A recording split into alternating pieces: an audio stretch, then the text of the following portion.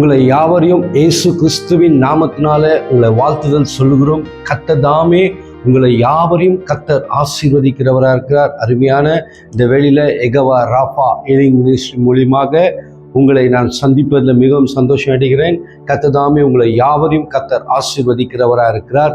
இந்த நாள்லேருந்து நம்ம சில வசனங்களை நம்ம தியானத்துக்கென்று எடுக்கலாம். உண்மையாக இந்த வசனங்களை தியானிக்கும் போதாகட்டும், இந்த வசனத்தை படிக்கும் போதாகட்டும், இந்த வசனத்தை கேட்கும் போதாகட்டும், நம்மளுக்கு ஆண்டவர் ஒரு பெரிய ரகசியங்களையும் வெளிப்பாடுகளையும் தேவன் நம்மளுக்கு தரக்கூடியவராக இருக்கிறார். அதுதான் ஆண்டவருடைய வசனம் நம்மளுக்கு சொல்லப்பட்டிருக்கு. சத்தியத்தை அறிவீர்கள், சத்தியம் உங்களை விடுதலையாக்கக்கூடியதாக இருக்கிறது. இந்த உலகத்தில் நம்மளை யாரும் நம்மளை விடுதலாக்க முடியாது. இயேசு ஒருவர் தான் நம்மளை விடுதலாக்க முடியும். அவர் ஒருவர் தான் நம்மளை ரட்சிக்க முடியும். அவர் ஒருவர் தான் நம்மளை காப்பாற்ற முடியும்.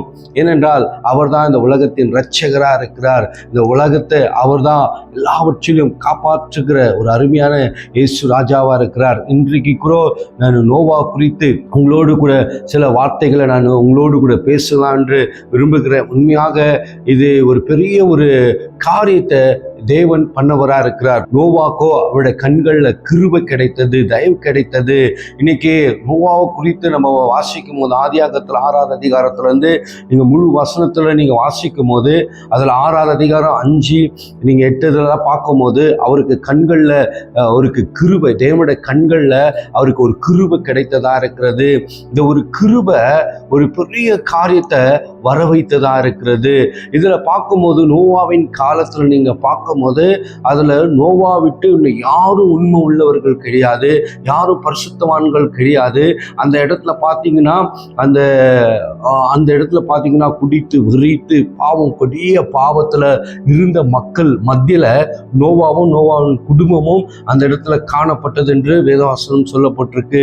பயங்கரமான ராட்சசர்கள் அந்த நாட்களில் இருந்தார்கள் என்று வசனம் சொல்லப்படுகிறது. அந்த மத்தியில் கர்த்தர் நோவாவை தெரிந்து கொள்ளுகிறார். நோவாவை தெரிந்து கொண்டு ஆண்டவர் சொல்றார், ஒரு பேழையை கட்டு என்றார். அதுக்கு எத்தனை முழம், எத்தனை வயரம், எல்லாமே அதில் நோவாக்கு ஆண்டவர் அந்த காரியத்தை சொல்லக்கூடியவராக இருக்கிறார். இப்போ பாருங்க, ஏறக்குறைய அந்த இடத்துல பார்க்கும்போது இந்த ஜனங்களோ பார்க்கும்போது ஒரு கொடிய பாவத்தில் இருக்கிறார்கள், பாவமான ஒரு இதுக்குள்ள இருக்கிறார்கள். ஆனால் தேவன் நோவாவோடு கூட தேவன் பேசுகிறார், நீ ஒரு பேழையை கட்டு என்று சொல்லி அதுக்கு வேண்டிய ஐடியாவும் அதுக்கு வேண்டிய எல்லா காரியத்தையும் நோவாக்கு ஆண்டவர் வெளிப்படுத்துகிறார். அப்போ போய் இந்த ஜனங்களுக்கும் நீ சொல்லு என்றார். அந்த இடத்துல இருக்கிற ஜனங்களுக்கோ மக்களுக்கோ நோவா போய் அறிவிக்கிறார். இந்த மாதிரி தேவன் ஒரு வெள்ளத்தை வர வைக்க போறார், மழையை வர வைக்க போறார். நீங்கள்லாம் என்ன பண்ணுங்க, மனம் திரும்பி தேவனோடு கூட வாங்க என்று சொல்லுகிறார்கள். ஆனால் அந்த இடத்துல அந்த மக்களோ மனம் திரும்புவதற்கோ அவர்களோ தேவனை பார்ப்பதுக்கோ அவர்கள் வரவில்லை. அவர்களுக்கு என்ன என்றால் குடியும் விசாரமும் பாவத்திலும் அவர்கள் நிறைந்திருந்தார்கள். வேதத்திலேருந்து நம்ம பார்க்குறோம், அந்த ஜனங்கள் தேவன் சிருஷ்டித்த நாள்லேருந்து அந்த நோவா காலத்தில் வர வரைக்கும் பார்க்கும்போது அவர்கள் மழையை பார்க்கல. வெறும் அந்த பனி மூற்றத்தை மற்றதான் அவர்கள் பார்த்து கொண்டு வாழ்ந்தார்கள். ஆனால் இவர்கள் நோவா போய் திடீர்னு சொல்றாரு, இந்த இடத்துல மழை பெய்யும், நீங்க ஆயத்தமாகுங்க, இந்த மாதிரி தேவன் இந்த மாதிரி செய்ய போறார். அவர்களோ அதை ஏற்றுக்கொள்ளவில்லை. வேதத்தில் சொல்லப்பட்டிருக்கு, 1000 வருஷத்துக்கு மேலே நாட்கள்கள் அந்த இடத்துல காணப்பட்டதாக இருந்தது. அது வரைக்கும் அவங்க மழையே பார்க்கல. அந்த ஜனங்கள் அந்த இடத்துல பார்க்கும்போது அந்த உலகத்தில் அந்த இடத்துல இவரோ நோவா மட்டும்தான் ஒரு நீதிமானாக, ஒரு பரிசுத்தமானாக அந்த இடத்துல அவர் காணப்படுகிறவராக இருக்கிறாரு. அப்போ பாருங்க, இந்த இடத்துல அவர்களுக்கு சொல்லும் போது அந்த ஜனங்கள் நம்பவில்லை. இப்படியாக ஒரு காரியத்துக்குள்ள அவர்கள் காணப்பட்டார்கள். அப்போ நம்ம என்ன பண்ணோம்னா, இன்னைக்கு உலகத்துல ஆயத்தமாக நம்ம நிற்க வேண்டும், கர்த்தருக்குள்ள நிற்க வேண்டும். ஏன்னா தேவன் தான் நம்மளுக்கு இரட்சகராக இருக்கிறார். அவரை விட்டா நம்மளுக்கு வேற வழி இல்லை, அப்படியாக இருக்கிறது. அப்போ தேவன் பேழையை உண்டாக்கினார். அந்த பேழையை உண்டாக்கி அந்த இடத்துல பார்க்கும்போது ஏறக்குரிய 40 நாட்கள் அவர்கள் மழை பெய்ந்தது என்று சொல்லப்பட்டுகிறது. அப்போ அந்த மழை பெய்யும் போது பார்க்கும்போது அந்த இடத்துல அந்த பேழையை உண்டாக்கி தேவனே அந்த பேழையுடைய கதவை அவரே சாத்தினார் என்று சொல்லப்பட்டிருக்கு. அதுல வந்த மிருகங்கள், அதுல வந்த ஜனங்களை கர்த்தர் என்ன பண்ணாரு, விடுதலை ஆக்கி ரட்சித்தார். அப்ப பாருங்க, தேவன் அழைப்பு கொடுத்தாரு. தேவன் எத்தனையோ காரியங்கள் அவர்களுக்கு சொல்லிக் கொண்டேதான் இருந்தார்கள். ஏறக்குறைய 120 நாட்களாக அந்த பேழையை கட்டும்படியாக அந்த ஜனங்களுக்கு சொல்லும்படியாக நோவாவை கர்த்தர் ஏற்படுத்தினார். பாருங்க, ஒரு அழிவு உண்டாகுவதற்கு முன்பாக, ஒரு காரியங்கள் உண்டாகுவதற்கு முன்பாக இன்னைக்கு என்ன பண்ணுகிறாங்கன்னா, இன்னைக்கு நம்ம பார்க்கிறோம், இன்னைக்கு ஒரு சுனாமி வருகிறது என்று பார்க்கும்போது அதில் என்ன பண்ணுறாங்க, முன்குறித்தே நம்மளுக்கு எச்சரிக்கை பண்ணுறாங்க.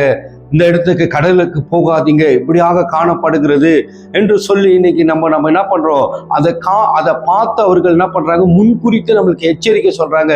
அந்த எச்சரிக்கையில நம்ம ஆயத்தமா ஆகல என்றால் நம்மளுக்கு அழிவு உண்டாகிறதா இருக்கிறது. அதே போலதான் யோவாவோ அந்த இடத்துல எச்சரித்து கொண்டே இருக்கிறார், அந்த ஜனங்களுக்கு எச்சரித்து கொண்டே இருக்கிறார்கள். அவருடைய பலத்திலேயே அந்த ஜனங்கள் வாழ்ந்தார்கள். நம்ம இவ்வளவு பலசாலியா இருக்கோம், இவ்வளவு இதா இருக்கிறோம், நம்ம வாழ்ந்து காட்டலாம் என்று வாழ்ந்து காட்ட அந்த இடத்துல நின்றார்கள். ஆனா அந்த 40 நாள் அந்த மழை பெய்யும் போதுதான் தெரிந்தது அவர்கள் இப்படியாப்பட்ட அப்புறமா ஏங்குறாங்க, தவிக்கிறாங்க. அந்த இடத்துலயோ தேவன் என்ன பண்றாரு, அந்த பேழையனோட கதவை அவரே சாத்தினவரா இருக்கிறார். அதுக்கப்புறம் பாத்தீங்கன்னா அந்த பேழைக்கு அவருக்கு அந்த பேழையில ஸ்டேரிங் கிடையாது, அந்த பேழையில பார்க்கும்போது ஒரு ஓட்டுநர் கிடையாது. தேவனே அது கரை சேர்த்தவரா இருக்கிறார். தேவனே அது என்ன பண்ணாரு, அதை கொண்டு போனவரா இருக்கிறார். அப்ப பாருங்க, எந்த மனுஷன் தேவனுக்கு உண்மை உள்ளவனாய் காணப்படுகிறானோ, எந்த மனுஷன் தேவனுடைய கண்கள்ல கிருபை பெற்றுக் கொள்ளுகிறானோ, அந்த மனுஷனுடைய வாழ்க்கை ஆசீர்வாதமா இருக்கும். இன்னைக்கு தேவனுடைய கிருபை இல்லைன்னா நம்முடைய வாழ்க்கை இன்னைக்கு வெறுமையா இருக்கிறது. இன்னைக்கு பாருங்க, நான் சில உதாரணங்களை உங்களோடு கூட சொல்லுகிறேன். இப்ப பாருங்க, அந்த இடத்துலயோ அவருடைய அந்த ஜனங்களோ அவர்களுடைய பலத்துல அவர்கள் நின்றார்கள். ஆனா நோவாவோ தேவனுடைய கிருபையில நின்றவரா இருக்கிறார்கள். அவர்களோ அந்த பாவத்துல நின்றவர்களா இருக்கிறாங்க. நோவாவோ தேவனுக்கு பயந்து தேவனுடைய வழிகளை நடந்தவரா இருக்கிறார். அதுதான் சொல்றார், அவர் பரிசுத்தவன் உத்தமனாக விளங்கப்பட்டார் என்று. இதுக்கு உதாரணம் சொல்ல போகும்போது, நம்ம ஒரு மொபைல் வாங்குறோம் என்றால் அது எவ்வளவு விலை உயர்ந்ததா இருந்தாலும் அந்த மொபைல் நம்ம சார்ஜ் போடலன்னா அந்த மொபைல் ஒரு எம்டி தான். அது ஒன்றுத்துக்கும் யூஸ் ஆகாத ஒரு பொருட்களா இருக்கிறது. ஆனா அதை சார்ஜ் போடும்போது அதுக்கு ஒரு மதிப்பு இருக்கிறது, அதுக்கு ஒரு கணம் இருக்கு, அதுக்கு ஒரு மதிப்பு இருக்கிறது. அதே போலதான் நோவாவோ தேவனுடைய கிருபையில அவரு தேவனுடைய பிரசன்னத்திலையும் தேவனுடைய தயவிலையும் அவர் ஒரு சார்ஜாக இருந்தார். அவருடைய காரியங்கள் அப்படியாக காணப்பட்டதா இருந்தது. ஆனா இவர்களோ அந்த இடத்துல பார்க்கும்போது, அந்த காரியங்கள் வரும்போது அவர்களோ சார்ஜ் இல்லாதபடிக்கு அவங்களும் என்ன பண்றாங்க, அந்த வெள்ளத்துல தள்ளிந்து அவர்கள் போனவர்களா இருக்கிறார்கள். நம்மளுடைய வாழ்க்கையிலோ எப்போதும் தேவனுக்கு பயந்து அவருடைய வழிகள்ல நிற்கிறவர்களா நம்ம இருக்க வேண்டும். அவருடைய வழிகள்ல நம்ம போகக்கூடியவர்களா நம்ம இருக்க வேண்டும். அவருடைய கண்கள்ல கிருபை பெற்றுக்கொள்ள நம்ம வாழ வேண்டும். இன்னைக்கு நம்ம இருக்கிறோம், நம்ம பலத்துல நம்ம வாழ்றோம், நம்ம பலத்துல நம்ம ஓடுறோம் நினைக்கிறோம். அப்படி கிடையாதுங்க. இன்னைக்கு தேவன் இந்த உலகத்துல கொடிய ஒரு பாவத்தின் உலகத்துல நம்ம வாழுகிறோம். இன்னைக்கு பார்க்கும்போது மனிதனுடைய வாழ்க்கையில அன்பு கிடையாது. இன்னைக்கு உலகம் ஒரு மிருகத்தின் போல இன்னைக்கு காணப்படுகிறதா இருக்கிறது. இன்னைக்கு உலகத்துல அதிகமான பாவங்கள், சிறு பிள்ளைகள் மறைத்து போறார்கள், பாவங்கள், இச்சைகள் அதிகமாக இந்த உலகத்தில் இருக்கிறது. ஆனா இந்த மத்தியில நம்மளோ வாழ்ந்து கொண்டிருக்கிறோம். எப்படி நோவா, அந்த உலகம், அந்த ஜனங்களோ ஒரு பாவம் நிரம்பின ஒரு வாழ்க்கை அவர்கள் வாழ்ந்து கொண்டிருந்தார்கள். ஆனா அந்த ஒரு இதுல போய் நோவா அந்த இடத்துல போகல. இன்னைக்கு இப்போ ஒரு கப்பல் போய் கொண்டிருக்குன்னா அந்த கப்பல் சரியா போகணும்னா அந்த கப்பல் ஒரு ஓட்டையா இருந்தா அதில் தண்ணி நிரம்பினா எந்த மாதிரி கப்பல் இருந்தாலும் அது முழுங்கி விடும். ஆனா தேவன் கொண்டு போகிற அந்த கப்பலோ அந்த போட்டோ அது தேவன் கொண்டு போகிறதுல அதுல ஒரு சேதமோ உண்டாகாதபடிக்கு கர்த்தர் காக்கிறவரா இருக்கிறார். கர்த்தருக்கு ஸ்தோத்திரம். அப்போ நோவாவை கர்த்தர் எப்படியெல்லாம் நடத்தினார். எப்படியெல்லாம் நடத்தினார். அப்போ இன்னைக்கு கூட தேவன் நம்மளுக்கு அநேக எச்சரிக்கையான வார்த்தைகள் நம்ம வந்து கொண்டிருக்கிறது. அப்போ நீங்க வேதத்துல இருந்து நீங்க பார்க்கும்போது அவர் தேவன் சொன்னபடியே அவங்களுடைய குடும்பமும் அவருடைய பிள்ளைகளும் பிழைத்து கொண்டார்கள். இன்னைக்கு பாருங்க, நோவா எவ்வளோ காரியங்களை சொன்னாரு. ஆனா அந்த ஜனங்களோ அதற்குள்ள மனதில்லாதபடிக்கு ஏற்றுக்கொள்ளாதபடிக்கு அவர்களோ விலகி போனார்கள். அதுக்கப்புறம் அந்த வெள்ளம்லாம் வந்த பிறகு அவருடைய வாழ்க்கை தத்தளிக்கிறாங்க, ஏங்குறாங்க. ஐயோ, என்னை காப்பாற்ற முடியுமா, என்னால் இது பண்ண முடியுமா என்று ஏங்குறாங்க. ஆனா அந்த இடத்துல அவர் விடுவிக்க யாருமே இல்லை, அந்த ஜனங்களை ரட்சிப்பு யாருமே கிடையாது. ஆனா நோவா அந்த இடத்துல கர்த்தருடைய கிருபையால அவர்கள் பிழைத்தவர்களா இருக்கிறார்கள். இன்னும் வேதத்துல இருந்து நம்ம அதிகமான காரியங்களை நம்ம பார்க்கும்போது கர்த்தர் நம்மளுக்கு அநேகமான காரியங்களை காண்பித்து கொடுத்து கொண்டுதான் இருக்கிறார். நம்மளுக்கு ஆண்டவர் வெளிப்படுத்தி கொண்டுதான் இருக்கிறார் அநேக விஷயங்கள். ஆனா ஒரு நாள் நிச்சயம் தேவன் இந்த உலகத்துல வரப்போகிறார். நம்மளெல்லாம் ஆண்டவர் கொண்டு போக போறார். நம்மளெல்லாம் ஆண்டவர் அவர் சொன்னா அவர் அப்படியே செய்கிற ஒரு தேவனா இருக்கிறார். நம்மளை ரட்சிக்கும்படியாக, நம்மளை காப்பாற்றும்படியாக இயேசு கிறிஸ்து ஒரு நாள் இந்த உலகத்துக்கு வரப்போகிறார். அதுக்கு முன்பாக நம்மளோ தேவனுக்கு ஆயத்தமாகி தேவனுக்கு நம்முடைய வழிகளை தேவனுக்கு ஒப்பு கொடுத்து நம்முடைய காரியங்களை தேவ சத்தத்தை கேட்கிறவர்களாக நம்ம இருக்கும் போது தேவன் நம்மளை எல்லாவற்றிலும் தேவன் நம்மளை கொண்டு போய் அவருடைய வழிகள் அவருடைய பரலோகத்துல சேர்க்கக்கூடியவர்களாக இருக்கிறார். கர்த்தருக்கு ஸ்தோத்திரம்.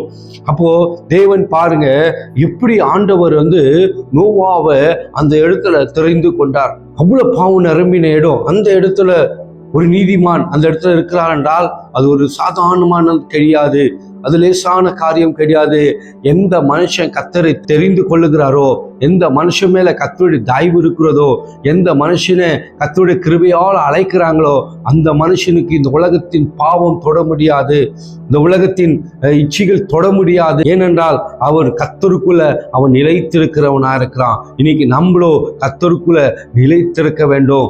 நம்மளோ கர்த்தருக்குள்ள நம்ம காரியங்களை நம்ம போடுகிறவா இருக்க வேண்டும். இன்னைக்கு காரியங்கள் உலகத்துல உண்டு. ஆனா நம்மளுக்கு தப்பிக்க ஒரே ஒரு வழிதான் இருக்கிறது, அதுதான் தேவனுடைய ரட்சிப்பு, அதுதான் தேவன் நம்மளுக்கு கொடுக்கிற காரியமா இருக்கிறது. இப்ப பாருங்க, தேவன் அநேக காரியங்களை அந்த இடத்துல செய்தார். அந்த ஜோடியாக எல்லா மிருகங்களையும் அதில் சேர்த்து கொண்டார். அவருடைய குடும்பத்தை, அதுக்கு வேண்டிய ஆகாரங்களை, அதுக்கு வேண்டியது எல்லாமே அந்த இடத்துல ஆண்டவர் ஆயத்தப்படுத்தினார். அந்த இடத்துல ஒருவேளை கர்த்தருக்கு பயந்து அந்த ஜனங்களோ நீ தேவனுக்கு விட்டு கொடுத்து வந்திருந்தா தேவன் உண்மையா சேர்த்து கொண்டிருப்பார்கள். ஆனா அவர்களோ உலகத்தின் மோக்கத்தில், உலகத்தின் பாவத்துல அவர்கள் போனவர்களா இருக்கிறார்கள். பிரியமானவர்களே, இன்றைக்கு நம்முடைய வாழ்க்கையில இருக்கிறோ, இன்றைக்கு நம்ம தேவனை நோக்கி பார்க்கிறவர்களா இருக்க வேண்டும். அவரே நம்ம பின்பற்றுகிறவர்களா இருக்க வேண்டும். வாழ்ந்தாலும் அவருக்காக, மரித்தாலும் அவருக்காக, நம்ம நின்றாலும் அவருக்காக என்று நம்ம வாழும் போது கர்த்தருடைய தயவு நம்ம மேல இறங்கி வருகிறதா இருக்கிறது. இன்னொன்று, ஆண்டவர் இந்த உலகத்துல எல்லாத்தையும் படைத்து நல்லது என்று ஆண்டவர் உண்டாக்கி சொல்லி கொண்டு வந்தாரு. ஆனா மனுஷனை உண்டாக்கி ஆண்டவர் மிகவும் व्यसனப்பட்டவராக இருக்கிறார், மிகவும் துக்கப்பட்டவராக இருக்கிறார்கள். ஆனா அந்த மாதிரி ஒரு காரியம் அவர்களுக்குள்ள காணப்பட்டது. அவர்களுடைய அக்கிரமங்கள், பாவங்கள் பரலோகத்துல எட்டினதா இருக்கிறது. அந்த மாதிரி ஒரு காரியங்கள் இருக்கிறது. ஆனா பாருங்க, தேவனுடைய தயவு அவர்களுக்கு கிடைக்கல. ஆனா நோவாக்கோ தேவனுடைய தயவு, அந்த குடும்பங்களுக்கு, அவங்க பிள்ளைகளுக்கு எல்லாத்துக்கும் தேவனுடைய தயவு கிடைத்ததா இருக்கிறது. அப்போ ஒரு நீதிமான் நம்மளோட வாழ்க்கையில காணப்படும் போது, ஒரு பரிசுத்தவான் காணப்படும் போது இன்னைக்கு எல்லாருக்கும் ரட்சிப்பு உண்டாகிறதா இருக்கிறது, எல்லாருக்கும் ஒரு விடுதலை உண்டாகக்கூடியதா இருக்கிறது. அப்ப அந்த இடத்துல பார்க்கும் போது தேவன் சாத்தின அந்த கதவை யாராலும் திறக்க முடியாது. அவ்வளவுதான். ஒரு வாட்டி அந்த டோர் க்ளோஸ் ஆயிட்ட பிறகு இன்னும் அவர்களால் ஒன்றும் செய்ய முடியல. தட்டுறாங்க, வேதனைப்படுறாங்க. ஆனா அதனால யாராலும் திறக்க முடியாது. அவரே திறந்து விட்டவரா இருக்கிறார். அப்போ தேவன் இன்னைக்கு சர்வ வல்லமையான தேவன், அவரால் எல்லாமே செய்ய முடியும். அவருக்கு அழிக்கவும் தெரியும், அவருக்கு கொல்லவும் தெரியும், அவருக்கு உருவாக்கவும் தெரியும். எல்லாவற்றிலையும் தேவனுக்கு தெரியும். ஏன்னா இந்த பூமியில அவர், இந்த உலகத்துல அவர் வாழ்ந்தார், மனிதர்களை பார்த்தார்கள். அவருக்கு வேதனை என்றால் என்னன்னு தெரியும், கஷ்டம் என்றால் என்னன்னு தெரியும். அவர் இந்த உலகத்துல வாழ்ந்து 3 வருஷம் காலங்கள் அவர் கடந்து போனவரா இருக்கிறார். அதுக்கு ஆண்டவர் சொல்றார், நான் உங்களை கொண்டு போக போறேன், உங்களுக்காக போய் ஒரு ஸ்தலத்தை நான் ஆயத்தப்படுத்த போறேன். அப்போ தேவன் நம்மளுக்காக ஒரு ஸ்தலத்தை கர்த்தர் ஆயத்த பண்ணுகிறார். ஒரு இதயம் கலங்காது இருப்பதாக என்றார். அப்போ ஒருவேளை நம்மளுடைய வேதனையோடு கண்ணீரோடு நம்ம இருக்கிறோமா, இன்னைக்கு நம்மளுடைய தேவனிடத்துல நம்ம ஒப்பு கொடுக்கலாம். தேவன் நம்மளை விடுவிப்பார், தேவன் நம்மளை ரட்சிப்பார், தேவன் நம்மளை காப்பாற்றுவார். எல்லா சூழ்நிலையிலும் நம்மளை கைவிடாதபடிக்கு தேவன் நம்மளை காக்கிற ஒரு அருமையான ரட்சகர் நம்மளோடு கூட இருக்கார். அப்போ இன்னைக்கு நம்மளுடைய வாழ்க்கையில இந்த உலகத்துல நம்ம வாழ்றோம், ஐயோ எனக்கு இடம் இல்லையே, சரியான வீடு கிடையாது, சரியான என்னால வாடகை கட்ட முடியலையே என்ற ஒரு சூழ்நிலை, ஒரு தள்ளப்பட்டிருக்கலாம், நீங்க ஒரு வேதனையில தள்ளப்பட்டிருக்கலாம். ஆனா இன்றைக்கு தேவன் சொல்லுகிறார், உங்களுக்காக நான் ஒரு ஸ்தலத்தை ஆயத்தப்படுத்துறேன். உனக்கு இந்த உலகத்துல மனிதர்கள் உங்களுக்கு இடம் கொடுக்காம இருக்கலாம், மனிதர்கள் உங்களுக்கு இந்த இடத்துல புறக்கணித்து இருக்கலாம், மனிதர்கள் உங்களை தள்ளிவிட்டு இருக்கலாம், மனிதர்கள் உங்களை எல்லாவற்றையும் நிந்தையா பேசி இருக்கலாம். ஆனா தேவன் நம்மளை அப்படி இல்லை, நம்மளுக்காக பரலோகம் என்று ஒன்று ஆயத்த பண்ணி வைத்திருக்கிறார். அதுக்காகத்தான் இன்னைக்கு இந்த உலகத்துல நம்ம இருக்கிறோம், கொடிய பாவத்துல இருக்கிறோம். எல்லாத்தையும் விட்டு நம்ம தேவனோடு கூட நம்ம சேர்வுகளா இருக்கணும். பாருங்க, இந்த அழகான இந்த தாமரை பூ பார்க்கும்போது அது ஒரு சேற்றுல வாழ்ந்து ஒரு அழுக்கான தண்ணீர்ல இருக்கிறது. ஆனா அந்த அழுக்கான தண்ணீர்ல அது அந்த பூ மேலேயோ இந்த அழுக்கான சேர்கள் ஒட்டப்படுறது கிடையாது, அந்த தண்ணியோ ஒட்டப்படுறது கிடையாது, மேலதான் இருக்கும். அதே போலதான் இந்த உலகத்துல நம்ம வாழ்றோம். இந்த உலகத்தின் காரியங்கள்ல நம்ம போகாதபடிக்கு நம்ம என்ன பண்ண வேண்டும், காரியங்களை நம்ம உண்மையாக நம்ம செயல்படுகிறவர்களா நம்ம இருக்க வேண்டும். கர்த்தருக்கு ஸ்தோத்திரம். அப்போ நம்மளுக்கு ஸ்தலங்கள் இல்லைன்னா பரவாயில்ல, ஆண்டவர் நம்மளுக்கு ஸ்தலத்தை உண்டாக்கி வைத்திருக்கிறார்.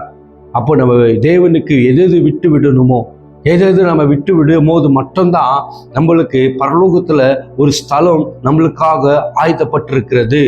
அதை நினைத்து நீங்க சந்தோஷப்படுங்க, அதை நினைத்து நீங்க ஆண்டவருக்கு இடத்துல மகிழ்ச்சியா இருங்க.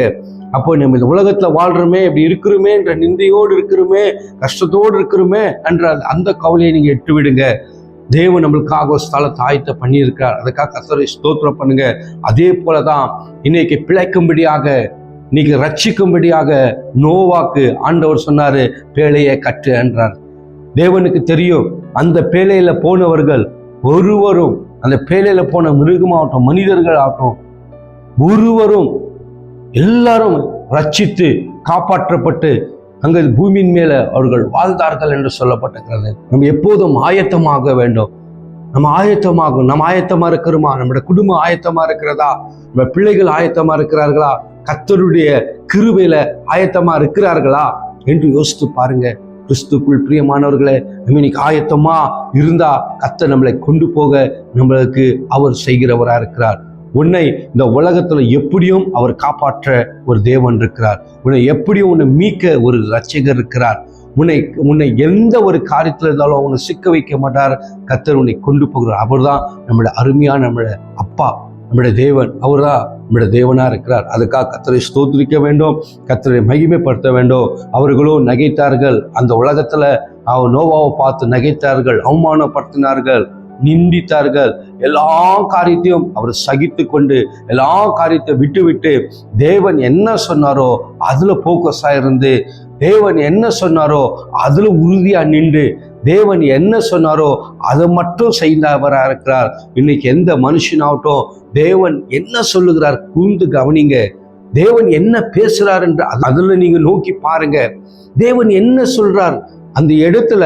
ஒருவேளை அவரோட சொந்த சுயத்துல நோவா போய் வேற காரியங்களை செய்திருந்தா அவரும் மீட்டு இருக்க முடியாது.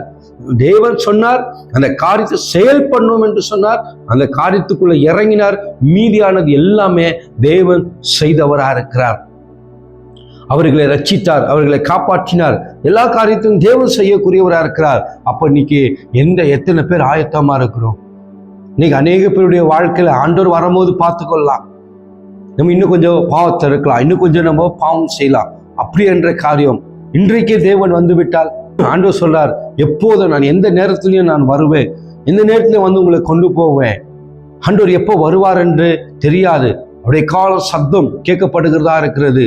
இன்றைக்கு அநேக சத்தங்களை நம்ம கேட்டுக்கொண்டிருக்கிறோம், அநேக ரட்சிப்பின் வார்த்தைகளை நம்ம கேட்டுக்கொண்டிருக்கிறோம், அநேக வேதத்தின் நிமித்தம் அநேக காரியங்களை கேட்டுக்கொண்டிருக்கிறோம். இன்னும் நம்ம ஆயத்தமாகணும். இன்னும் ஆயத்தமாகணும். இன்னும் இந்த உலகத்தில் நம்ம ஆயத்தமாகி கர்த்தரோடு கூட நம்ம பூர்வர்களா இருக்க வேண்டும். அந்த நோவா அந்த இடத்துல பார்க்கும்போது அவர்களோ நகைத்தார்கள். இத்தனை வருஷம் நாங்கள் மழையே பார்க்கல, இத்தனை ஆண்டு நாங்கள் மழையே பார்க்கல, இவர் என்ன புதுசா வந்து எங்களுக்கு சொல்றாரு என்று அந்த இடத்துல நகைத்தார்கள். ஆனா தேவன் அப்படி கிடையாது. அவர் சொன்னா ஆகும், அவர் கட்டளையிட்டா அது நிற்கக்கூடியதா இருக்கிறது. இன்றைக்கு தேவனுடைய பரிசுத்த நாமம் மகிமைப்படுவதாக. இந்த செய்தி உங்களுடைய வாழ்க்கையில இன்னைக்கு நம்ம ஆயத்தமாகி இன்னைக்கு கர்த்தரோடு கூட நம்ம சேர்வர்களாக, இன்றைக்கு கர்த்தரோடு கூட நம்ம நிற்கிறவர்களாக, கர்த்தரோடு கூட ஓடுவர்களாக நம்ம இருக்க வேண்டும். இந்த உலகத்தின் காரியங்களை உதறிவிட்டு, இந்த உலகத்தின் காரியங்களை விட்டுவிட்டு கர்த்தரோடு கூட நம்ம இணையும் போது நாம் குடும்பமும் ரட்சிக்கப்படுகிறதா இருக்கு.